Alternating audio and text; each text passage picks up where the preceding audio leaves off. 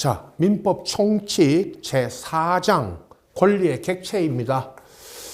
권리의 주체가 권리의 객체를 지배하고 또 권리의 객체인 물건을 사람이 이제 사고 파는 이런 계약을 하게 되죠. 지난 시간까지 권리의 주체, 자연인과 법인에 대해서 알아봤고요. 이제 이 시간은 권리의 객체인 물건입니다.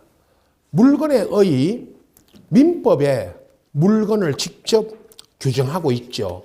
그러니까 민법 98조에 보면 물건의 정의해서 본법, 민법에서 물건이라 하면 유체물 및 전기 기타 관리할 수 있는 자연력을 말한다.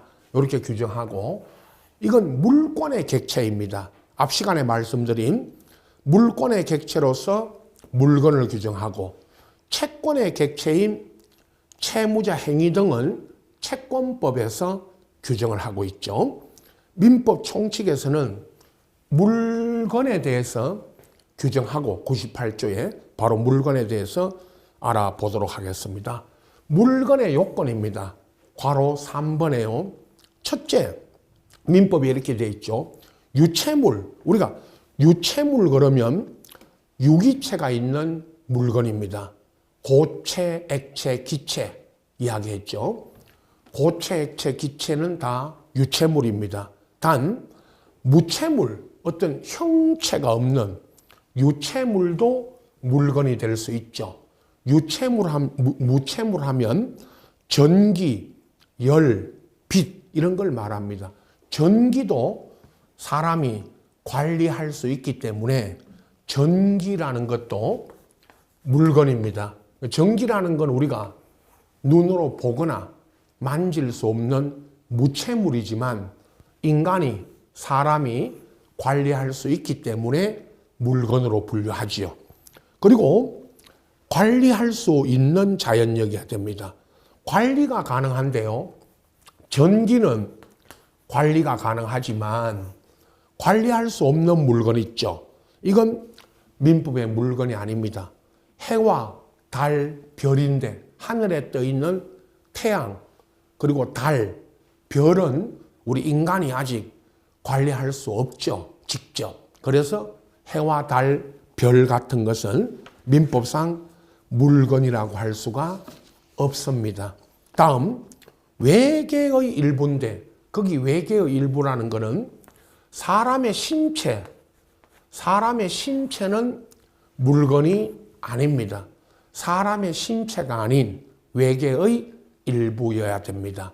다시 말하면 사람의 인체를 구성하고 있는 전체는 물건이 아닙니다. 다만 사람의 인체로부터 분리된 모발, 머리카락, 사람의 인체로부터 분리된 머리카락, 치아, 그 다음에 혈액, 우리가 헌혈을 해서 사람의 몸에서 분리된 혈액은 물건이 될 수가 있죠. 그리고 헌혈자로부터 채취한 혈액은 물건이지만 타인으로부터 이식받은 심장은 물건이 아니죠. 인체를 구성하고 있으니까요. 사람의 치아도 사람 몸에 신체에 부착되어 있을 때는 물건이 아닙니다만은 우리 털리 그럴까요? 털리가 사람의 신체로부터 분리되고 또 치과에 가서 털리를 해놓죠. 그럼 그 털리는 사람의 신체로부터 분리되면 물건입니다. 의수, 만들어진 사람의 의수, 의족 이런 것들도 사람의 몸에 부착되어 있는 경우에는 물건이 아니지만 의수나 의족을 사람의 몸으로서 분리시키면 그것도 하나의 의료기기로서 물건이 될 수가 있습니다. 다음, 독립한 물건이어야 됩니다. 물건은 독립되어 있어야 되죠. 자, 독립성 여부는 우리 사회 통념, 사회 관념으로 이제 결정이 됩니다. 이런 말이 있죠. 일물 일권주의의 원칙상 독립된 하나의 물건에는 하나의 권리가 인정이 됩니다. 다음 우리 바로 동산 부동산에 가면 명인 방법, 울타리 등을 쳐둔 수목이나 또는 자연석을 판례가 산에 있는 임야에 있는 자연석을 조각해서 만든 불상, 바위를 조각해서 불상을 만들었죠. 그 불상도 자연석을 조각했지만 물건입니다. 그리고 공장 저당에서 공장에 있는 물건 전체, 기계, 땅, 건물 전체를 공장 재단으로 해서 저당 잡힐 때는 그 전체가 하나의 물건이 됩니다. 그러나 독립되어 있지 않은 논두렁 있죠. 논에 설치된 논두렁, 지중해 있는 지하수, 특히 땅 속에 묻혀 있는 지하수는 그건 토지의 한 구성 부분이고 지하수가 독립된 물건이 될 수는 없습니다. 다만 이런 지하수나 온천수를 토지로부터 분리했으면 생수나 온천수로 판매를 하고 있죠. 그건 물건이 됩니다. 그러나 토지의 한 구성 부분을 이루는 논두렁, 지하수 또는 교량, 토지의 한 구성 부분인 교량 있죠, 다리. 이런 거는 토지의 한 구성 부분으로서 독립성이 없기 때문에 그건 독립된 물건이라고 할 수가 없습니다. 자, 다음 물건의 분류입니다. 물건의 정의를 봤고요. 물건의 분류 그러면 자, 여러 가지가 있죠. 예를 잘 보시면 됩니다. 단일물, 첫 번째요. 단일물, 합성물, 집합물인데요. 단일물은 하나의 단일한 물건으로서의 구성을 말합니다. 예를 들면요. 책 한 권, 여러분 민법 책 한 권, 황소 한 마리 이런 식으로 이건 단일물이죠.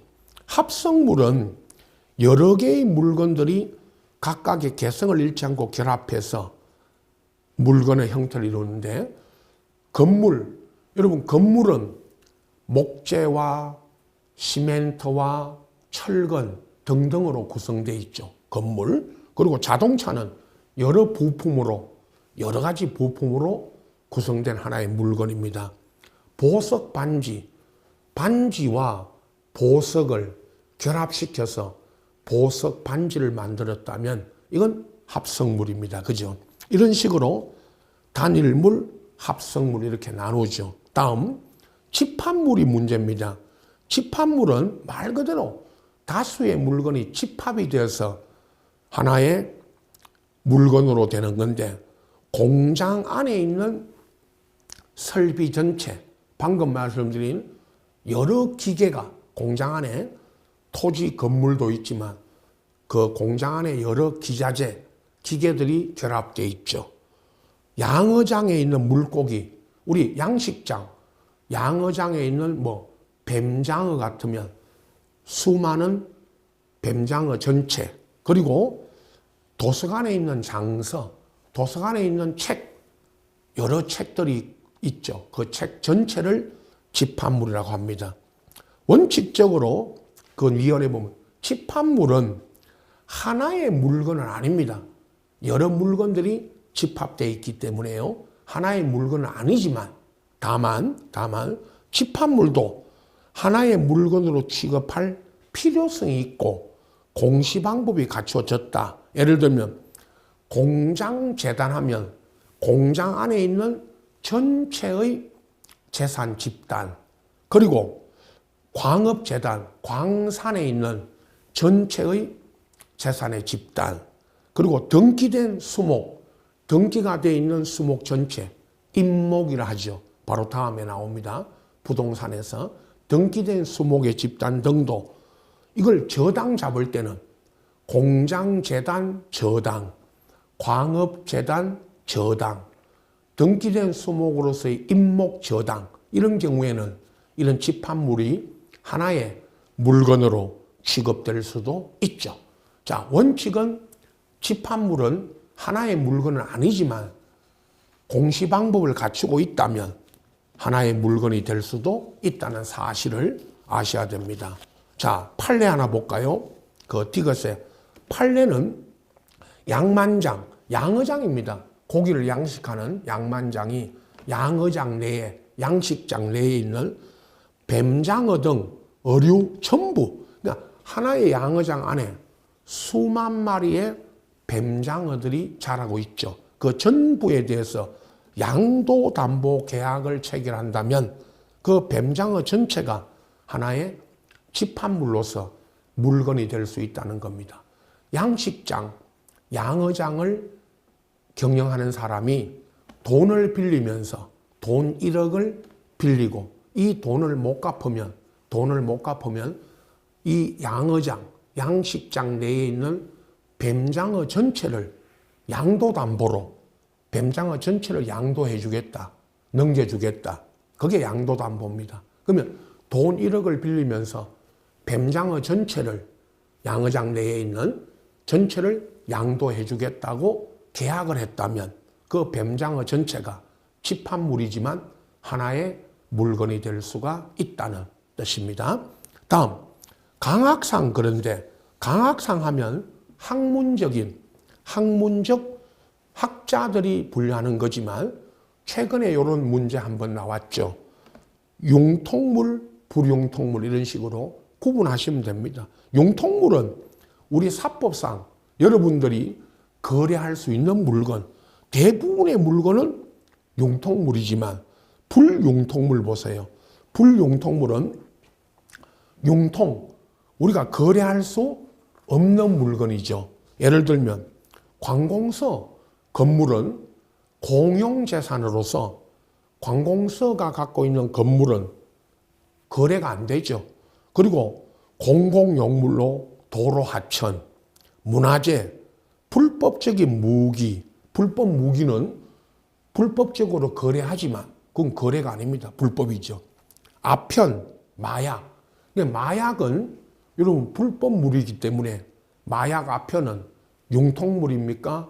불융통물입니까? 불융통물. 마약이 시험에 나온 적이 있죠, 최근에. 가분물과 불가분물인데, 가분물 하면 그 물건의 성질 가치를 현저히 손상시키지 않고도 분할할 수 있는 물건. 금전, 돈이야 당연히 100만 원을 10만 원씩 나눌 수 있고, 그죠? 가분물이고, 곡물, 우리 쌀이나 이런 곡물은 당연히 한 대, 한 말, 한 가마니 이런 식으로 나눌 수 있죠. 그건 가분물이고, 불가분물은 반대로 물건의 성질 가치를 현저하게 손상시키지 않고는 분할할 수 없는 불가분이죠. 분할할 수 없는 물건. 건물, 자동차 같은 것은 불가분물로 취급이 되죠. 대체물과 비대체물인데, 대체물은 다른 물건으로 대신할 수 있는 거죠. 가장 대표적인 금전, 서적, 곡물인데, 여러분 민법책은 수많은 책 중에 한 권을 갖고 계신데, 그 민법책은 다른 똑같은 민법책이 있기 때문에 대체가 되죠. 그러나 비대체물은 다른 물건으로 대체할 수 없는 골동품, 문화재 이런 것들입니다. 골동품은 그 물건 하나만이 존재하니까 골동품은 대체할 수 없는 물건이잖아요. 특정물, 불특정물인데 이건 계약을 할 때 우리가 나중에 매매 계약 등에 가면 계약 당사자가 특정시킨 물건, 예를 들면 A 건물을 매매한다. A라는 건물을 매매하겠다. 1억에 A 건물을 판다 그러면 그 A 건물은 특정물이고, 불특정물은 종류로 지정된 물건이죠. 쌀집에 가서 쌀 한 말, 한 가마니, 쌀 한 포대 달라. 그러면 그건 그 여러 쌀 중에서 한 말 이렇게 돼 있으니까 이건 종류물이죠. 민법책도 여러분 여러 권의 민법책 중에 한 권의 민법책을 샀죠. 그것도 일종의 불특정물로 봐야 됩니다. 나중에 이제 민법책 한 권을 주면 그 책이 이제 특정되지만 살 때는, 거래할 때는 불특정물이 되는 겁니다. 다음, 소비물과 비소비물 아시죠? 한번 소비하면 다시 쓸 수 없는 물건, 금전, 무슨 식료품, 우리 생활용품 중에 음식물, 쌀, 이런 음식물은 당연히 소비물이고, 비소비물이야 반복적으로 사용 수익할 수 있는 가장 대표적인 토지 건물, 건물이나 토지는 당연히 비소비물이죠. 이렇게 이제 구분하는 것은 학자들이 강학상 분류하는 겁니다. 말씀드린 것처럼 최근에 시험에 나와서 어떤 물건을 연결해 놓고 이게 융통물입니까? 불융통물입니까? 가분물이냐? 불가분물이냐? 특정물이냐? 불특정물이냐? 이렇게 이제 연결해서 물었던 문제가 아주 쉽게 간단하게 한번 나왔죠. 다음 이제 대체적인 물건의 분류 중에서 가장 대표적인 민법상 분류가 부동산과 동산, 그 다음 이제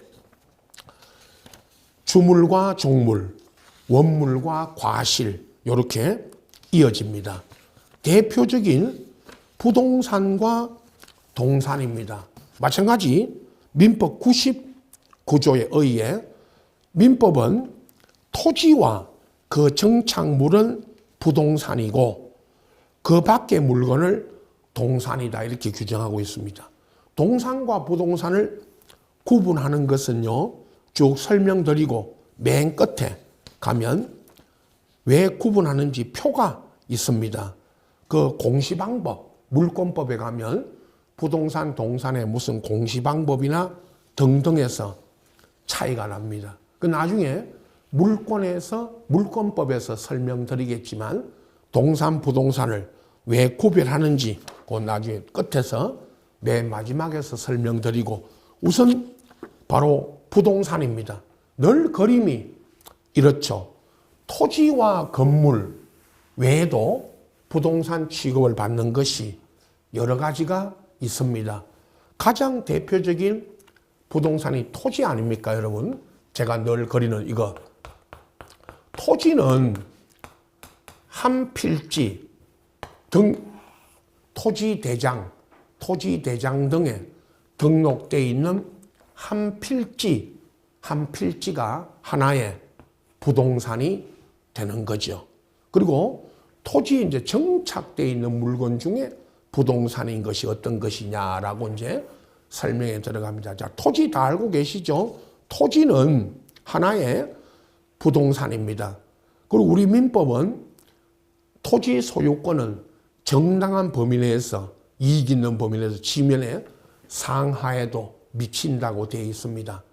가령 토지를 구성하는 무슨 암석, 바위나 돌, 그리고 토사, 흙, 모래 등이 이제 토지의 구성 부분일 때, 이건 하나의 독립된 물건이 아니라 토지를 구성하여 있는 돌이나 바위, 흙, 모래는 토지의 한 구성 부분이고요. 지하수, 온천수, 토지 지하에 온천수가 있더라도 분리하기 전까지는, 토지로부터 분리하기 전까지는 한 토지의 구성 부분이죠. 그리고 온천에 관한 권리가 관습 온천권, 온천물을 가지고, 뜨거운 온천물을 가지고 목욕탕 등 영업을 할 때 그 온천권이 독립한 물건이냐를 놓고, 온천권은 독립한 물건이 할 수가 없다는 게 판례고, 물권법에서 민법 총칙 물건에서는 온천수는 토지 지하에 매장된 온천수는 독립된 물건이 아니다.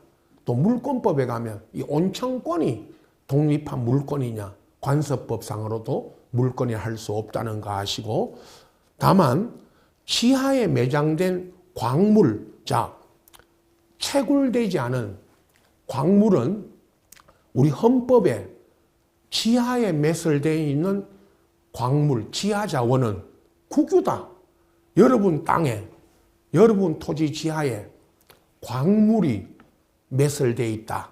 그건 여러분 것이 아닙니다. 토지의 구성 부분이 아니고 광물 천연 지하 자원은 헌법에 따라 국유입니다. 국가 소유입니다. 만약에 여러분 땅에 광물이 매장되어 있더라도 그걸 채취하려면 광업법에 따라 광업 허가, 내 땅이라도 광업 허가를 받아야 되고, 이 광업권은 광업권 조강권, 광물을 채취하는 이 광업권 조강권은 이건 하나의 독립된 물권입니다. 준 물권이죠. 여러분 땅에 여러분이 토지 소유권, 소유자라도 광물을 채취하려면 국가의 허가를, 광업권 허가를 받아야 됩니다. 이 광업권은 하나의 물권입니다. 또 하나, 토지에 가식 중인 임시로 다른 곳으로 옮겨 심기 전에 임시로 심어놓은 가식 중인 수목은 그건 독립된 물건이 아닙니다. 수목은 다음에 나오죠. 독립된 물건이지만 가식 중이라는 것은 임시로 심어놓은 그 수목은 물건이 아닙니다. 독립된 물건이 할 수 없죠. 이런 식으로 토지와 관련된 것들을 정리하시고, 그리고 이제 건물입니다. 토지에 정착된 물건 중에 부동산 취급을 받는 게 가장 대표적인 건물이죠. 다 알고 계시죠? 건축법에 따라 지어진 건물이 건축물 대장이나 건축법에 따른 건축물 대장이나 부동산 등기법에 따라 건물로 등기가 돼 있으면 이제 하나의 독립된 물건. 물론 공시 방법을 갖추지 않아도 건축물이 완공돼 있고 건축물 대장에는 아직 등록이 돼 있지 않아도 건물이 완공돼 있으면 하나의 독립된 부동산입니다. 판례에 의하면 건물로서 독립성을 인정받기 위해서 최소한 기둥과 지붕 그리고 주벽이 갖춰지면 독립된 건물이라고 보고요. 건물의 개수는 건물의 물리적 구조뿐만 아니고 거래관념, 사회관념에 따라 결정된다고 했고요. 그리고 콘크리트 구조의 사일로가 뭐냐? 이런 거 보셨죠, 여러분? 공장이나 이런 데 가보면 큰 원통형으로 생긴 이런 구조물, 저게 사일로입니다. 사일로는 저 안에 뭐 예를 들면 시멘트라든가 시멘트 공장에서는 이 안에 시멘트 같은 걸 저장하고 있죠. 저 사일로는 독립된 하나의 건물로 봅니다. 이것도 건축 구조물로 보고, 사일로도 독립된 물건으로서 부동산 취급을 받습니다. 이 사일로라는 이 구조물도요. 다음, 임목입니다.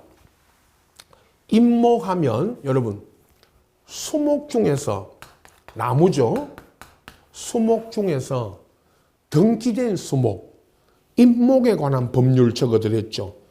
임목에 관한 법률에 따라 등기된 수목, 그걸 임목이라 합니다. 임목. 그럼 임목은 토지와는 별개의 독립된 부동산 취급을 받고요.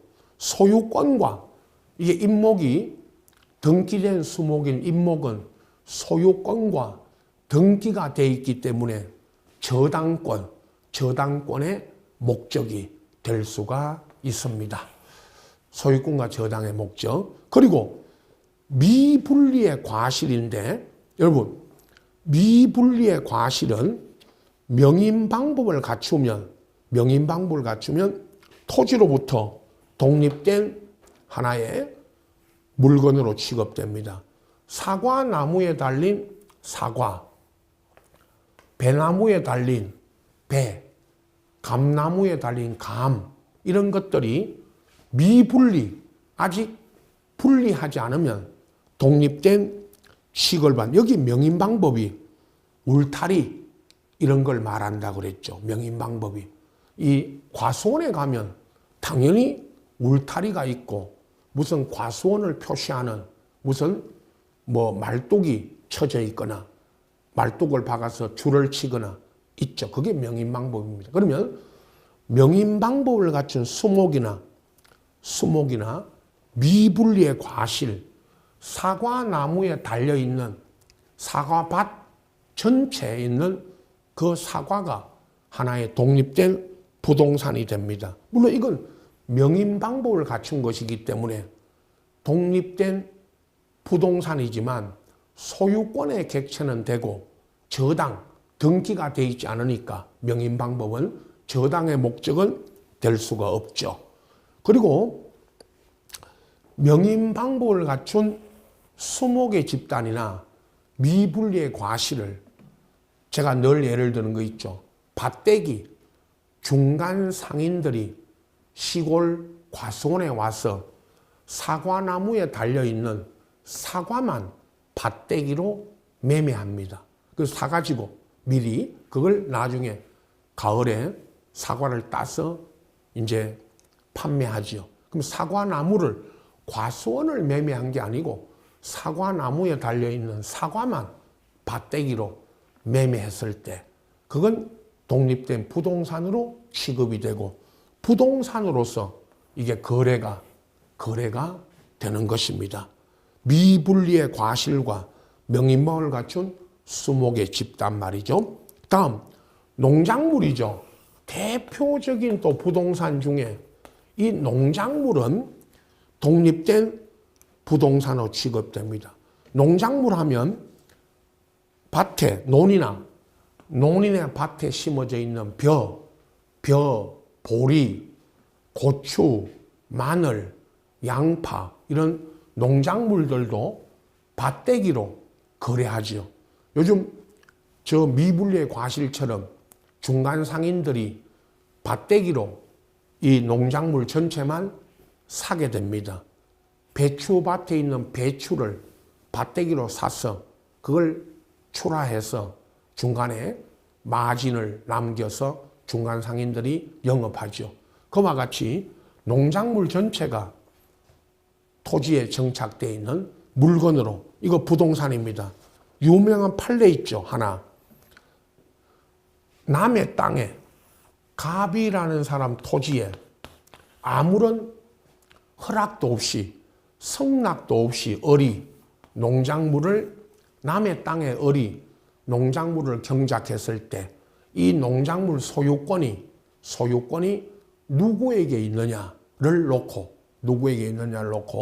판례는 경작자 갑의 땅에 허락도 없이 농작물을 심었을 때 이게 성숙이 되면 저 농작물은 갑의 소유가 아니고 을의 소유라는 거죠. 경작자. 다만 을은 남의 땅에 무단으로 농작물을 경작했기 때문에 갑에게 토지 사용료와 그에 따른 손해배상을 해야 됩니다. 갑은 을에게 자기 땅에 무단으로 농작물을 경작했기 때문에 토지 사용료와 손해배상을 청구할 수가 있죠. 그 손해배상의 문제는 갑과 을의 문제고 여기서는 농작물이 누구 소유냐? 토지 소유자의 소유가 아니라 갑의 소유가 아니라 경작자에게 있다. 무단으로 허락도 없이 권한 없이 농작물을 경작했다 하더라도 자 여기까지요. 토지 외에 건물, 등기된 임목 또는 명인방법을 갖춘 수목의 집단이나 미분리의 과실 그리고 농작물 이게 부동산 취급이 됩니다. 그 외에는 모두 동산이죠. 다음 동산으로 넘어갑니다. 동산은 우리 말하는 이 부동산 외의 물건은 다 동산입니다. 예를 들어서 토지에 정착되지 않은 물건, 가식 중인 수목, 전기 기타 관리하는 자연력도 다 동산이고 여러분 갖고 있는 뭐 책, 여러분 눈에 보이는 이런 물건들이 다 동산 취급이 되죠. 자, 동산과 구분해야 될 게 몇 가지 있습니다. 무기명 채권 있죠. 무기명 채권 이건 물건이 아닙니다. 뭐냐? 무슨 상품권, 백화점 상품권 10만 원짜리 백화점 상품권, 승차권, 여러분 버스 같은 고속버스 탈 때 끊는 승차권, 무슨 입장권 이런 것들은 채권이고 하나의 그게 증권으로서의 채권이고 독립된 물건이 아닙니다. 독립된 물건이 아니니까 무기명 채권은 동산이 아닙니다. 선박, 다음 선박 자동차 항공기인데 선박 자동차 항공기는 등기 등록이 됩니다. 자동차 여러분 사셔서 자동차 사가지고 자동차 사업소에 가서 자동차 등록하셨죠. 그와 같이 선박 자동차 항공기는 등기 등록이 되면 이건 동산이지만 등기 등록이 되어 있기 때문에 부동산 취급을 받습니다. 부동산 취급을 받는다는 것은 선박 자동차 항공기는 부동산으로서 법적 취급을 받으니까 이걸 준부동산, 부동산에 준해서 취급된다거나 의제 부동산, 부동산으로 본다 그 말이죠. 사실은 동산이지만 부동산 취급을 받고요. 금전은 동산입니다. 돈, 여러분 화폐, 지폐나 동전은 금전도 특수한 동산입니다.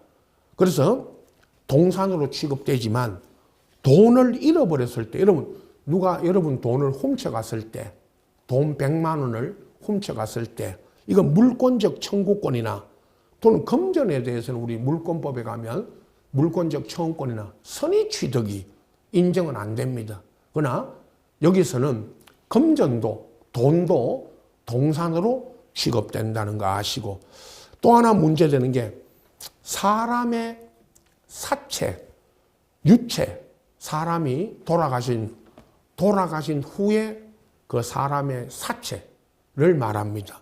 이 사람의 사체도 특수한 물건으로 취급합니다. 사람의 신체는, 살아있는 사람의 신체는 물건이 아니라고 했죠. 그러나 사체는 물건으로 취급되고 그 유골은 제사 주재자에게 소유권이 있고 그 제사 주재자는 이를 소유권 등을 포기할 수 없는 경우입니다. 사체도 물건으로 특수한 물건으로 취급된다는 거 아시고 사체를 훼손하거나 유기하면 형법에 사체 유기죄, 사체 훼손죄 들어보셨죠? 그것도 범죄가 됩니다. 사체를 유기하거나 훼손시키면 그와 같이 민법적으로 사람의 사체도 특수한 물건으로 취급된다는 사실 꼭 알아두시고 자 부동산과 동산의 구분은 나중에 우리 물권법에 가면 거기 구분해 보시면 공시방법, 부동산 등기, 동산의 인도, 점유 이전 이런 방법부터 공신의 원칙, 공신력, 무주물 선점, 부합의 효과, 용익 물권이나 담보 물권이 설정될 수 있는가 또는 취득시효에서 취득시효의 기간, 취득시효 기간이 얼마냐 이런 것에서 달라집니다. 이 표는 여러분 교재에 있는 이 표는 설명은 전부 물권법에서 2편 물권법에서 설명드립니다. 다만 이 표를 물권법 수업을 다 들으시고 물권법 전체를 공부하시고 보시면 됩니다. 동산과 부동산, 부동산과 동산은 이런 점에서 다르다라는 걸 아시고 다음 2절에 여러분 주물, 종물, 원물, 과실입니다. 자 먼저 주물, 종물입니다. 주된 물건, 종된 물건 그런 뜻입니다. 주물, 종물이요. 자 주물과 종물이 특히 종물이 무엇이고 종물 이론입니다.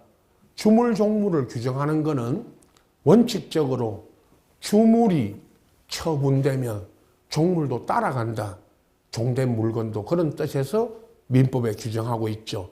의에 보면 물건의 소유자가 그 물건 상용 늘 이용되는데 이바지하기 위해서 자기 소유 다른 물건을 이에 부속시키면 그 주된 물건을 주물이라고 하고 부속된 물건을 종물이라고 합니다.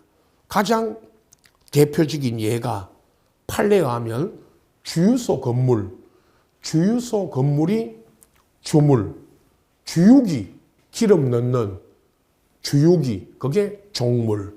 그리고 백화점 건물과 지하에 설치된 전화 교환 설비, 주물, 종물이죠. 횟집에 가면 횟집이 주물, 수족관, 고기 넣어두는, 고기 들어있는 수족관이 종물, 그리고 배와 노, 배가 주물, 배를 저어가는 노가 종물, 시계와 시계줄, 시계가 주물, 시계줄이 종물, 이 목에 거는 시계 같은 것도 있죠. 그 시계가 주물, 이 시계를 목에 거는 시계줄이 종물이다. 그런 뜻입니다. 자, 종물의 요건입니다. 종물이 되려면요, 주물의 상용이라는 것은 주물이 이용되는 그 용법에 공할 것은 주물이 늘 이용되는 용법에 종물이 제공되고 있다. 종물은 사회관념상 계속하여 주물 자체의 경제적 효용을 높이는 관계에 있다는 걸 의미합니다. 따라서 주물의 소유자나 이용자의 쌍용에 공용되고 있더라도, 늘 이용되는데 제공되고 있더라도 주물 자체의 효용과는 직접 관계되지 않은 것은 종물이라고 할 수 있다, 없다. 그런 뜻입니다. 다음, 따라서 보시면 장소의 밀집성. 주물과 종물은 장소적인 연관이 있어야 됩니다. 멀리 떨어져 있는, 주물은 서울에 있고 종물은 인천에 있다면 그건 주물, 종물이 될 수 없죠.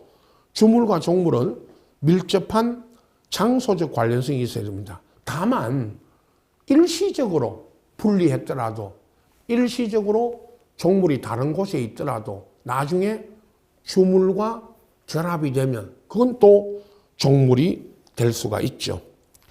독립된 물건이어야 됩니다. 종물은 주물의 구성 부분이 아닌 독립된 물건이어야 됩니다. 만약에 구성 부분이면 그건 종물이 될 수가 없죠. 여러분, 여기 보시는 이 건물 안에, 우리 학원 건물 안에 있는 이런 칠판, 학원 벽에 붙여진 이 칠판은, 이 흙판은 이 건물의 한 구성 부분이고 이 칠판이 이 건물의 종물이 될 수는 없는 것입니다. 그래서 종물이라고 하려면 독립된 물건이어야 됩니다. 또 하나, 주유소가 주물이고 주유기는 종물이지만 주유소 지하에 매설되어 있는 그 기름 탱크, 주유소 지하에 기름 탱크가 매설되어 있죠. 그 기름 탱크는 독립된 물건이 아닙니다. 주유소 지하에 매설되어 있는 토지의 한 구성 부분이기 때문에 이 유류 저장 탱크는 주유소에 대한 종물이 아닙니다.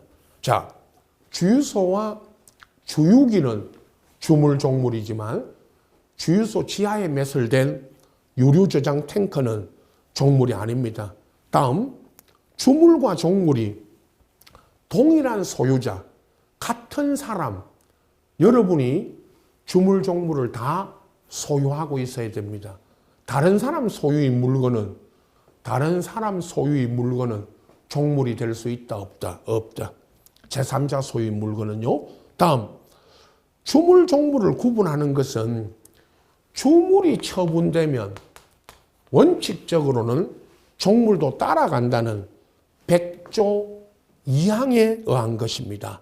그러면 다만 이 백조 이항은 늘 임의 규정이니까 그래서 이건 우리 말하는 다르게 따로따로 처분할 수도 있죠. 자, 민법 358조에 보면 저당권의 효력을 저당 부동산에 부합된 물건이나 부합물이나 종물에도 미칩니다. 그러나 다른 약정, 당사자 간에 다른 약정이 있으면 종물에는 저당 효력이 미치지 않습니다. 그건 특약이 있으면. 또 하나, 민법 100조 2항은 방금 우리 말하는 임의 규정이니까, 이건 임의 규정이라는 것은 강행 규정이 아니니까 당사자 특약으로 다르게 정할 수 있죠. 컴퓨터를 매매하면서 컴퓨터 본체를 사면서 모니터는 종물인 모니터는 별도다. 그러니까 컴퓨터 얼마, 모니터 얼마, 아니면 컴퓨터를 사면서 본체만 사고 모니터는 따로 처분하지 않는다거나 따로 구매해야 된다거나 하면 그런 특약이 있으면 특약에 의하고, 또 하나 원본 채권이 주된 채권이고 이자 채권이 종된 채권이지만 원본 채권이 양도되더라도 이미 변제기, 이미 이행기에 도달한 이자 채권은 당연히 함께 양도하지 않는다는 특약을 하면, 또는 그런 이자 채권이 이미 변제기에 도래해 있는 독립된 채권이라면 같이 양도되지가 않죠. 특약이 없는 한, 그러니까 주물이 처분되면 종물이 따라간다는 것은 특약이 없을 때 이야기입니다. 특약이 있으면 특약이 하죠. 종물 이론의 확장 보십시오. 주물, 종물에 관한 이 이론이 주된 채권, 주된 권리와 종된 권리에도, 권리 관계에도 그대로 적용됩니다. 자, 예를 들면요. 건물이 양도되면 그 건물이 위치한 대지에 대한 임차권, 건물이 양도되면 임차권도, 종된 권리인 임차권도 이전됩니다. 원본, 특약이 없는 한 원본 채권, 주된 채권이 이전되면 종된 채권인 이자 채권도 특약이 없는 한 따라갑니다. 따라서 처분되죠. 이와 같이 주물, 종물, 물건에 관한 이 이론이 권리관계, 주된 권리, 종된 권리와 같은 권리관계에도 그대로 적용이 되는 것입니다. 다음, 원물과 과실입니다. 원물은 과실을 산출하는 물건이고, 과실은 원물로부터 산출되는 물건입니다. 의에 보면 물건으로부터 생기는 경제적 수익이 과실이고 그 과실을 생기게 하는 물건이 원물입니다. 그리고 민법은 물건, 원물도 물건, 과실도 물건이어야 됩니다. 따라서 권리의 과실, 특허권을 빌려주고 받는 사용료는 과실이 아닙니다.